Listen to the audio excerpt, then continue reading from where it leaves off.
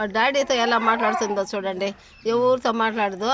వాళ్ళ డాడీ ఏమో ఇక్కడ చూడు పట్టించుకోడు, తను యూట్యూబ్లో పెడతాడు, భయానికి ఇక్కడ పరిపోయి ఉన్నాడు, అయినా కూడా యూట్యూబ్కి దొరికినాడు. చూడండి వాళ్ళ నాన్నను చూడండి, కుమారుని చూడండి, ప్రేమ చూడండి. నాన్న అనే పాట పాడి యూట్యూబ్లో పెడితే కూడా దయలేదు. చూడండి ఢిల్లీకి తీసుకొని పోతే దీన్ని బాలశ్రీ అవార్డుకు నాట్యం చేస్తుంది.